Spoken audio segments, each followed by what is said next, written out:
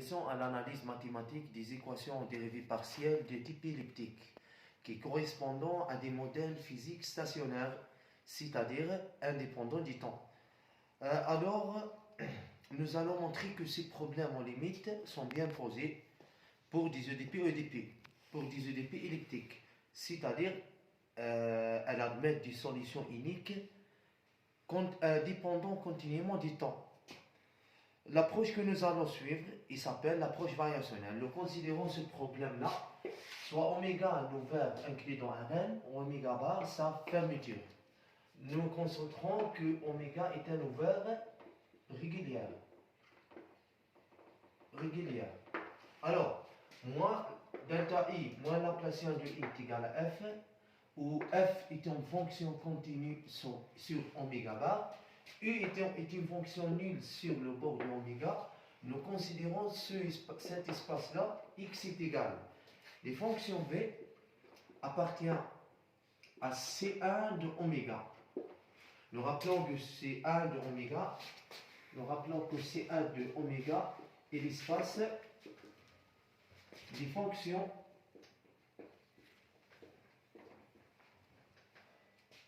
un fois continuellement dérivables, c'est-à-dire les fonctions qui appartiennent à cet espace est continue et leur dérivée est continue aussi. Alors, cet espace qui contient des V appartient à C1 de oméga, où V est égal à 0 sur le bord de oméga. Nous calculons cette équation-là par une fonction V qui appartient à l'espace X. Ces fonctions V s'appellent des fonctions de test. Alors nous calculons cette équation par une fonction V moins delta U de X fois V de X est égal à f de X fois V de X. Nous utilisons maintenant l'intégration par partie. Et on a besoin aussi de la formule de Green qui nous aide à obtenir un résultat fondamental qui s'appelle aussi la formulation variationnelle. Nous rappelons que la formule de Green, ici la formule de Green, l'expression de la formule de Green est comme cela, l'intégrale de oméga de du sur dx est égal à l'intégrale sur le bord de oméga de u dx fois n i de x ds. Nous rappelons aussi que dx est la mesure volumique. ds est la mesure surfacique. Parce que nous utilisons les mesures, parce que nous allons dans un Rn. Alors, la formule de Green est celle-là. L'intégration, la formule, maintenant, nous rappelons la formule de l'intégration.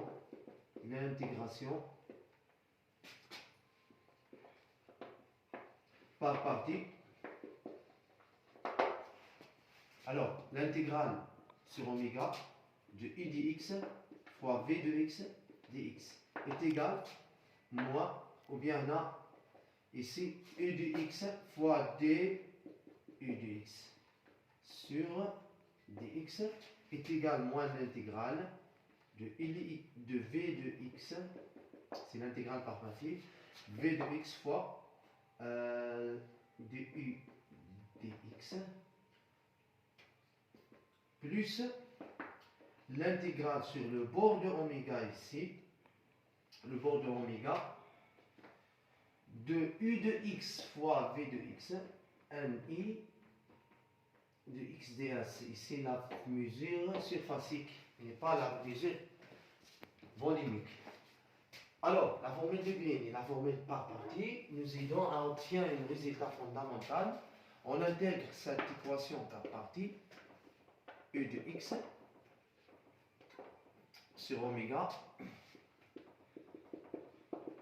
est égal à l'intégrale sur oméga de f de x, vx, dx.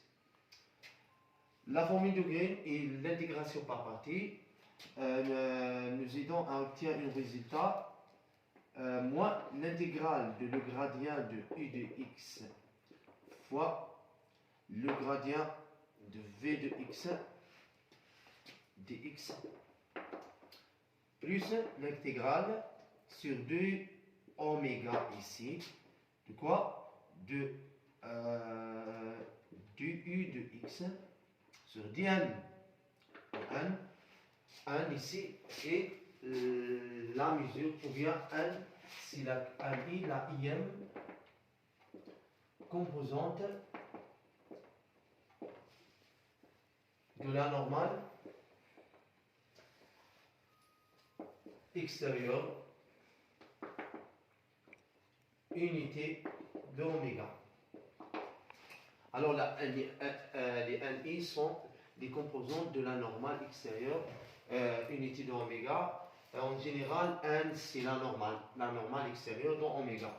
Ici, du U sur dN fois V de x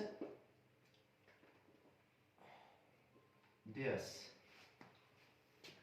Cette formulation-là est et parce que V appartient à x, alors Vx est égal à 0. Alors on obtient cette expression-là, gradient de ux fois gradient de v de x dx, ici bien sûr est égal à l'intégrale de f de x vx dx. Et donc,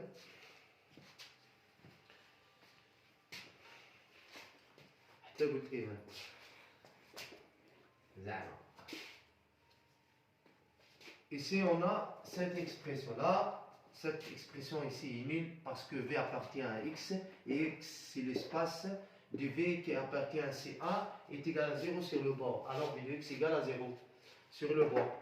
On a alors moins delta U de X fois delta V de X dx est égal à l'intégrale de fx dx dx. Cette formulation-là, appelée la formulation variationnelle. Cette formulation est bien utilisable que les autres expressions, les autres formulations, parce qu'elle nous aide à montrer que n'importe quelle équation différentielle de type elliptique admet des solutions uniques. Surtout si un problème aux limites où f est une fonction continue, parce que la continuité de fonction nous aide à, ou bien nous aide à montrer tout simplement que des problèmes, aussi problèmes admettent des fonctions uniques, mais on a dans notre problème, dans des autres problèmes où f n'est pas continu. C'est ça le problème. Si f n'est pas continu, est-ce que tout problème f n'est pas continu, tout problème admet une solution unique par cette formulation variationnelle ou bien par la formulation classique? Nous verrons cela à la prochaine, Inch'Allah. Ici, nous avons obtenu cet résultat-là. Cet résultat-là appelé formulation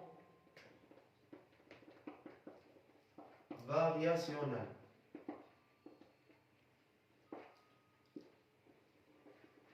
Ou bien formulation faible.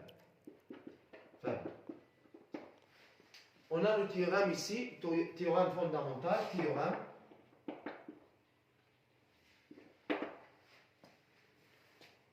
Ce théorème insiste que le problème ici, le problème en limite, ceci, admet une solution unique si et seulement si cette formulation variationnelle vérifie par une fonction u qui appartient à x. Alors, si u appartient à x, vérifie cette formulation variationnelle. Alors ce problème admet une solution unique. La solution de ce problème ici appelle solution faible. Et la solution de ce problème ici, il s'appelle la solution forte. Alors, on a une équivalente entre la solution faible de cette formulation variationnelle et la solution forte de ce problème en limite. Alors qu'on a une régularité pour retourner de cette formulation à cette équation différentielle-là. La régularité insiste que nous intégrons par partie autrefois cette expression, on obtient un intégral de delta U plus F fois V est égal à 0 sur oméga. Alors, on a une lemme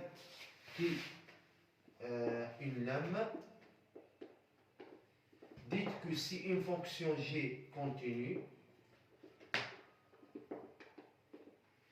alors on a oméga toujours à inclure dans un Rn. Si g est une fonction continue, et fonction phi qui appartient à C l'infini de oméga, à ses ports compacts, alors c'est l'intégrale de g fois phi sur dx sur oméga est égal à 0, alors g est égal à 0.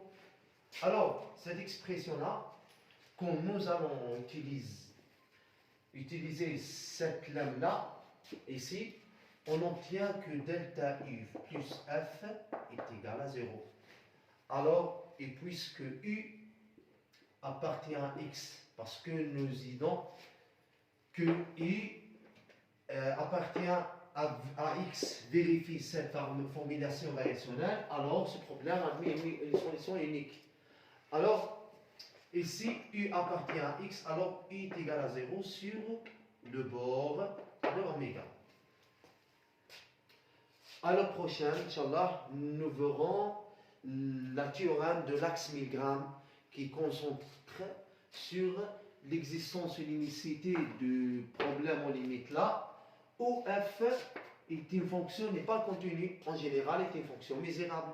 Alors, si f est misérable, alors si cette formulation variationnelle est toujours vérifiable, alors nous verrons ça à la prochaine, Inch'Allah.